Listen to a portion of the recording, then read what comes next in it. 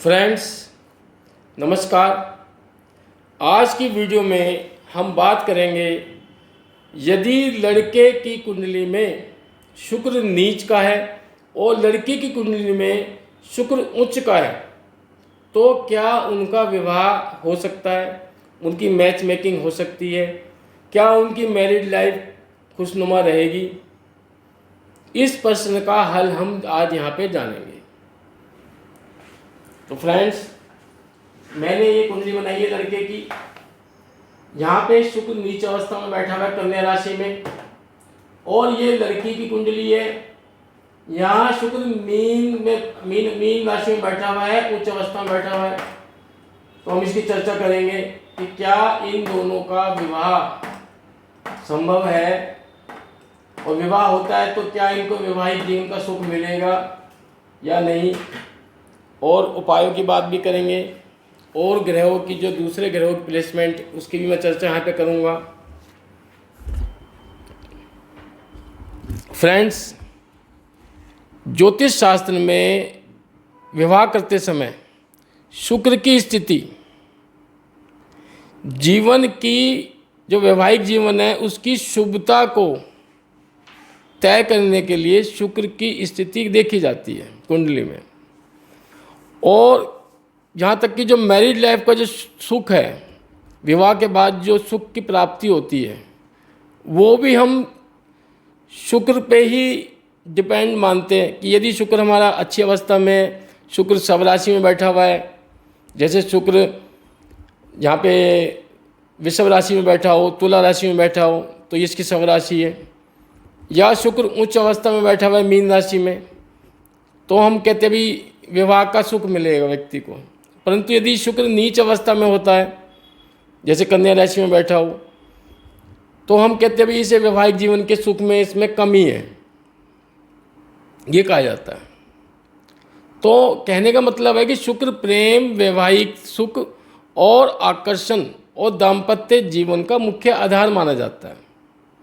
यदि लड़के की कुंडली में शुक्र नीच का है, कन्या राशि में बैठा है, और लड़की की कुंडली में शुक्र उच्च का है, मीन राशि में बैठा हुआ है, तो यह एक अनोखी और दिलचस्प स्थिति यहाँ पे बन जाती है। आइए अब समझते हैं जो इनका जो वैवाहिक जीवन है एवं मैच मेकिंग पर क्या असर होगा, उस चीज़ को समझेंगे। क्या इनका वैवाहिक जीवन सुखमय होगा या नहीं होगा, इस चीज़ को समझेंगे। तो सबसे पहले हम देखेंगे कि इनके स्वभाव और सोच में अंतर हो सकता है। जो लड़का होगा वो बहुत प्रैक्टिकल होगा, वो वैवाहिक जो रिश्ते हैं उसमें वो कैलकुलेटिव हो सकता है, हिसाब किताब लगा सकता है, वो व्यवहारिक रहता है ज़्यादा। तो वो जो वैवाहिक जो रिश्ता है उसमें वो रूखापन उसकी तरफ से वहाँ पे देखा जा सकता है। वो हर चीज़ में परफेक्शन की बात करेगा प्रेम से ज़्यादा। परंतु दूसरी तरफ जो लड़की है वो भावुक है, इमोशनल है, प्रेम को लेकर के वो प्रेम की बात करेगी।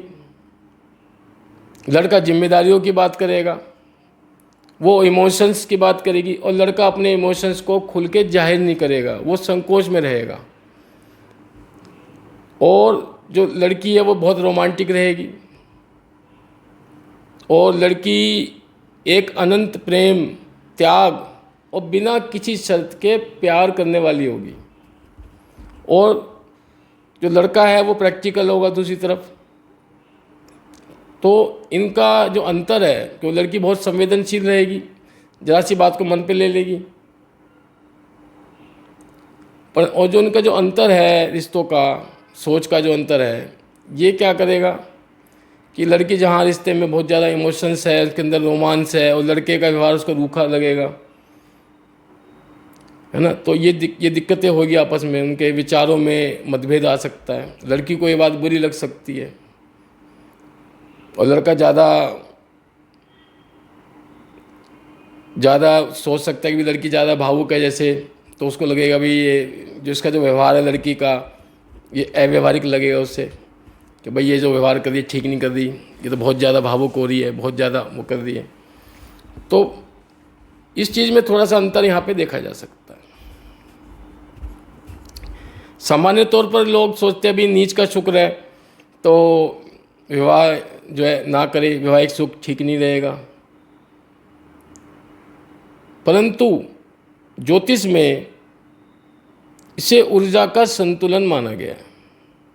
अगर ऐसी स्थिति भी आ जाती है, परंतु अन्य अष्टकूट मिलान में अंक अच्छे मिल रहे हैं, 25 मिल रहे हैं या 25 से ज़्यादा है, मांगलिक दोष नहीं है, भकुट दोष नहीं है, नाड़ी दोष नहीं है,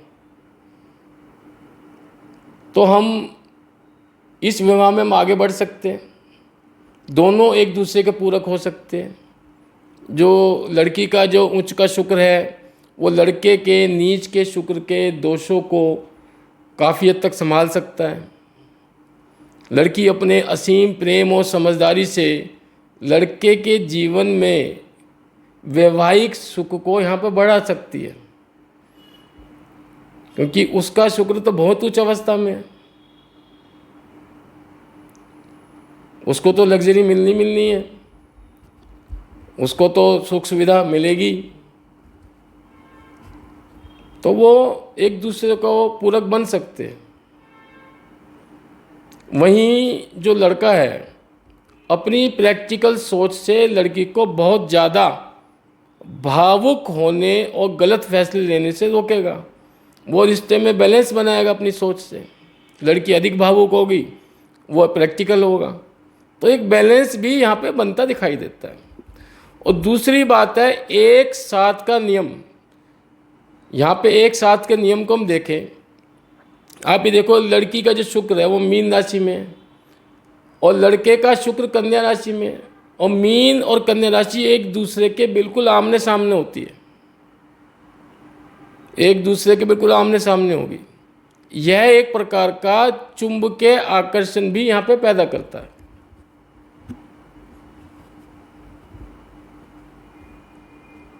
और आप यह भी चेक कर सकते हैं कि उसका जो शुक्र है जो नीच का बैठा हुआ है लड़के का, उसका कहीं नीच भंग तो नहीं हो रहा। नीच भंग राजयोग बन जाता है कई बार,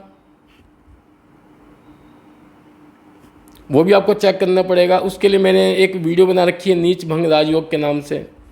उसमें बता रखा है किस प्रकार से नीच भंग हो जाता है और वह राजयोग में परिवर्तित हो जाता है।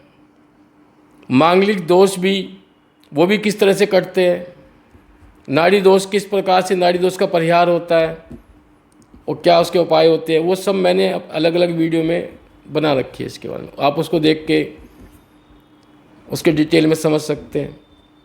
और अंतिम निष्कर्ष हम कह सकते हैं कि हाँ, यह विवाह हो सकता है, बशर्ते मिलान के जो बाकी जो मुख्य ग्रह है जैसे गुरु है वो मजबूत अवस्था में हो दोनों के, और सप्तम भाव का स्वामी है, जैसे लड़के का सप्तम भाव का स्वामी वो उच्च अवस्था में बैठा हुआ है या शव राशि में बैठा हुआ है, तो जो शुक्र का जो नीचत्व है वो उस पर कम असर डालेगा। और अष्टकूट मिलान जो है वो अनुकूल है, मतलब कि ये नाड़ी दोष ना हो, भकुट दोष ना हो, ये मांगलिक दोष ना हो, ये अनुकूल है यदि। और हमने ये भी देखना है कि जो लड़का है उसका जो 11वां भाव है, एकादश भाव, वो लाभ भाव होता है, आय का भाव होता है, वो मजबूत अवस्था में है कि नहीं।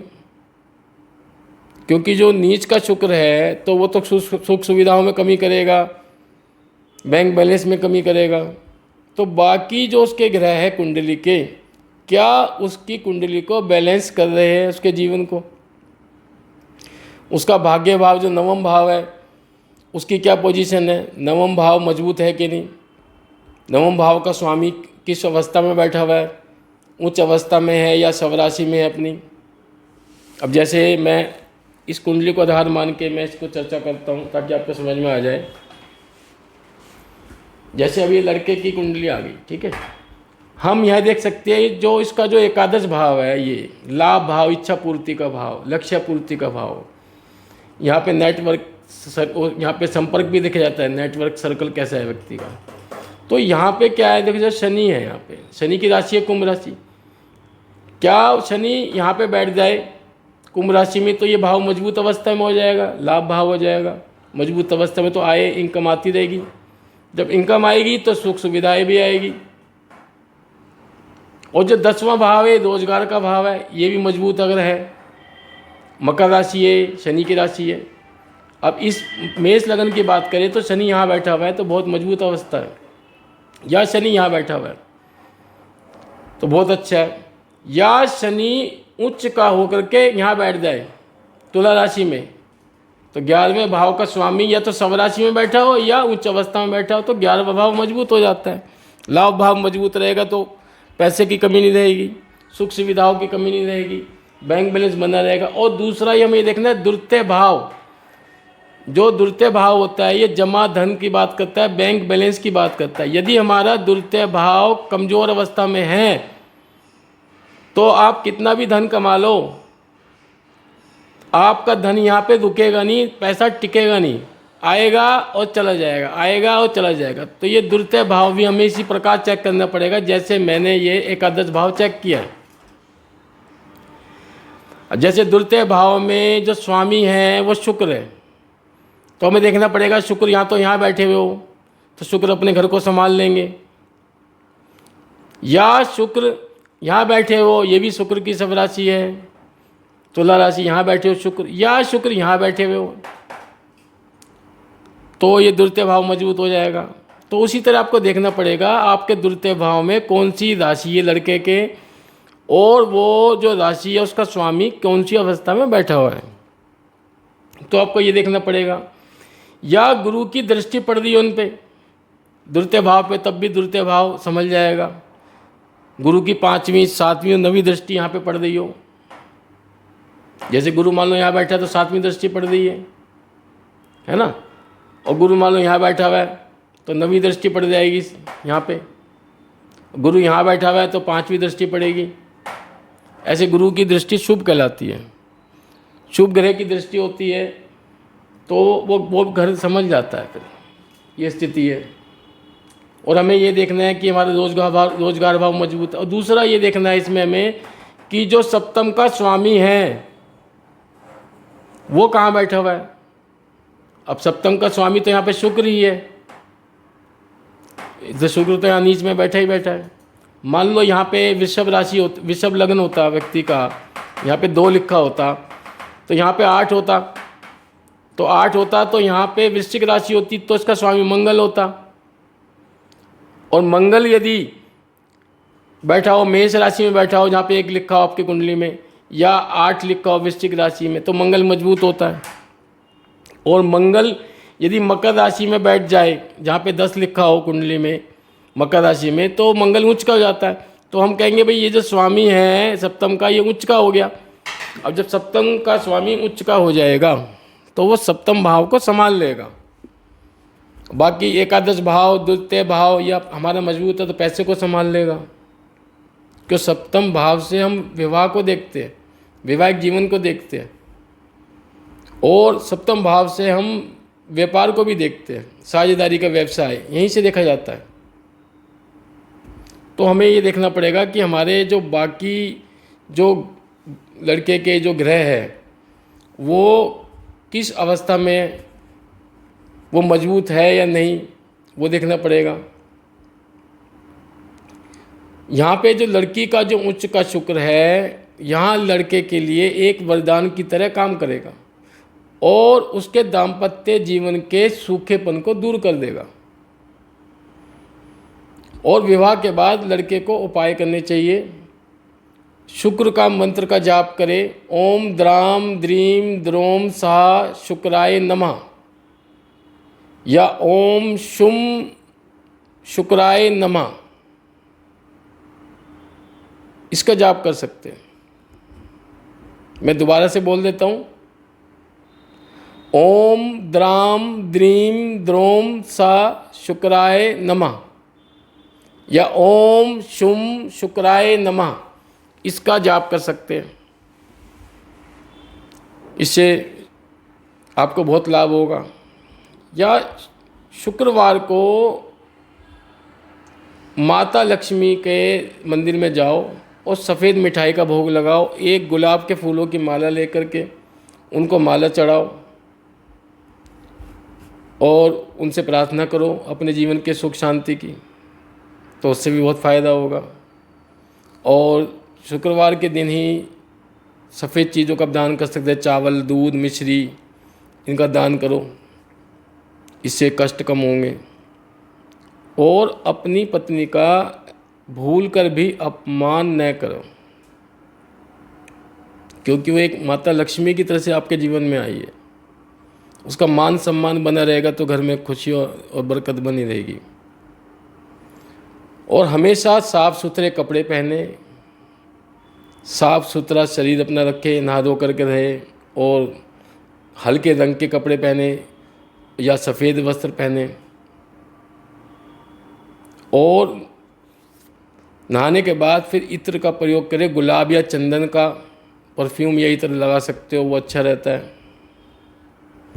दोनों मिलकर के यदि माता महालक्ष्मी की पूजा करते हो, राधा कृष्ण भगवान की पूजा करते हो, तो आपके जीवन में यहाँ सुख शांति दिखाई देती है।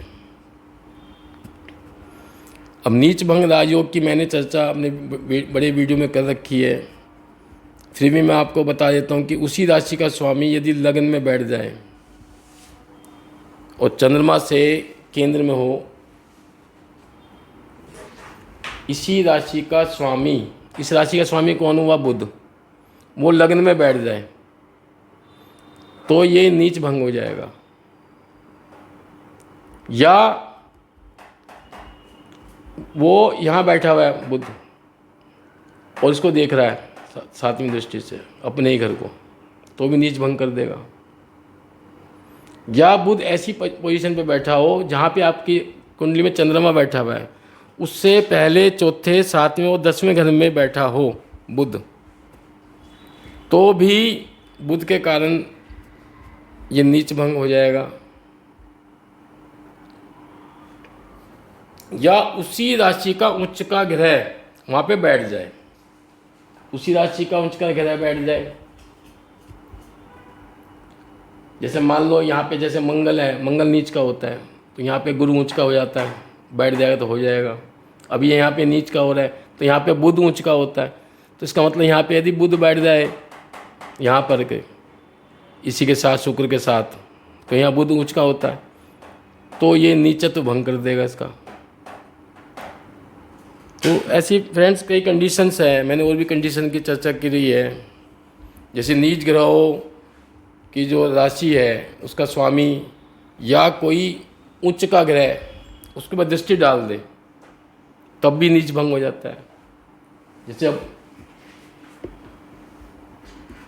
अब नीच ग्रह का जो इसका स्वामी कौन? बुध हुआ, तो बुध इस पर दृष्टि डाल दे, जैसे मैंने बताया था बुध यहाँ बैठ जाए तो सातवीं दृष्टि बुध की यहाँ पड़ दे रही है, तो नीच भंग हो जाता है। या कोई शुभ ग्रह है, जैसे गुरु है, गुरु की दृष्टि पड़ रही है, कोई उच्च की अवस्था में बैठा हुआ गुरु और उसकी दृष्टि पड़ जाए, यदि उच्च का ग्रह है यहाँ पे देख रहा हो, इसको उच्च का ग्रह इसे देख रहा हो,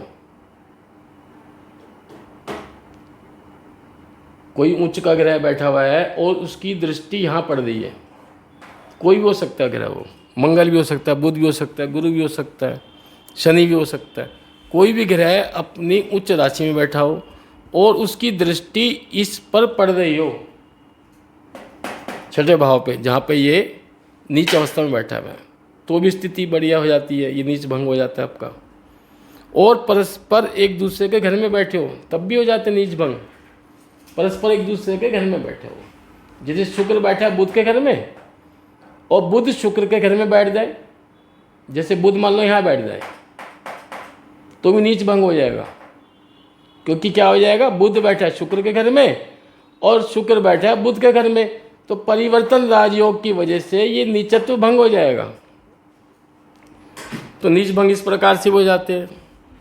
तो हमें मैच मेकिंग करते वक्त हमें नीच भंग राजयोग के जो नियम हैं उन नियमों को भी यहाँ पे देखना होगा और तभी फैसला कर सकते हैं हम पूरी तरह से।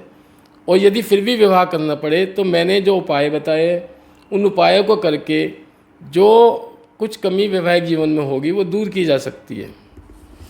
तो फ्रेंड्स, आज की क्लास मैं यहीं समाप्त करना चाहूँगा। और एक बात और है, इसमें हमें और ध्यान रखना पड़ेगा, मेरे ध्यान से निकल गई है। पंचम भाव भी हमें देख लेना चाहिए। पंचम भाव क्योंकि संतान के सुख की बात करता है। यदि पंचम भाव मजबूत है लड़के का, क्योंकि संतान का सुख बहुत जरूरी है। अभी हमारे ये पंचम भाव है, ये लड़के की कुंडली में देखे यदि तो पंचम भाव ये है, संतान पक्ष का भाव। सडन गेन का भी है, उच्च शिक्षा का भी है, पर फिलहाल संतान पक्ष की बात कर रहा हूँ मैं, क्योंकि विवाह की बात चल रही है। तो यदि यहाँ सूर्य बैठा हुआ है, क्योंकि सिंह राशि है सूर्य की राशि, यहाँ सूर्य स्वयं बैठ जाए तो इस घर को संभाल लेगा, मजबूत हो जाएगा घर, संतान भी दिव्य संतान उत्पन्न होगी। तो वैवाहिक सुख, तो संतान से भी तो वैवाहिक सुख जुड़ा हुआ है ना। तो ये पंचम भाव मजबूत हो गया। या सूर्य आपका यहाँ बैठ जाए मेष राशि में उच्च का होकर के, तो पंचम भाव तब भी बहुत मजबूत रहेगा। तो पंचम भाव भी देखना बहुत ज़रूरी है लड़के का, जिसकी कुंडली में शुक्र नीच अवस्था में है। तो हमने कौन कौन सा भाव देखना है? द्वितीय भाव, पंचम भाव, दशम भाव, एकादश भाव और सप्तम भाव। मैंने ये बता दिया है कि ये जो भाव है ये हमारे पैसों से रिलेटेड है, धन रहेगा नहीं रहेगा ये भी धन से रिलेटेड हो गया। और ये परिवार का भाव भी है, कुटुंब परिवार वाणी इसका भी भाव है। यदि ये हमारा भाव खराब है तो व्यक्ति की वाणी बहुत कठोर हो जाती है, उसके स्वभाव में बहुत रूखापन आ जाता है। तो ये द्वितीय भाव मजबूत होना बहुत ज़रूरी है। और भाग्य भाव भी देखा जाना चाहिए, क्योंकि भाग्य मजबूत है तो भाग्य से काफ़ी चीज़ें मिल जाती है, कंट्रोल हो जाती है। अब भाग्य भाव में क्या है, यहाँ पे धनु राशि है, गुरु है यहाँ का स्वामी। अब गुरु उच्च अवस्था में बैठे, कहाँ पे गुरु यहाँ बैठ जाए मान लो कर्क राशि में, तो गुरु उच्च अवस्था में हो जाता है। या गुरु सब राशि में यहाँ बैठा हो या गुरु यहाँ बैठा हो, मीन राशि गुरु की राशि है, तो गुरु मजबूत हो जाएगा। तो हमें बाकी भावों को भी देखना पड़ेगा और शुक्र के नीच भंग को भी देखना पड़ेगा। तो फ्रेंड्स, आज की क्लास मैं यही समाप्त करता हूँ और आपसे रिक्वेस्ट करता हूँ मेरी वीडियो को लाइक करें, शेयर करें और मेरे चैनल को सब्सक्राइब करें। यदि कोई आपका प्रश्न, अपनी कुंडली से संबंधित कोई प्रश्न है तो आप मेरे मोबाइल पर व्हाट्सअप कर सकते हैं 9250946428। आपकी समस्या का समाधान मैं करूँगा। नमस्कार।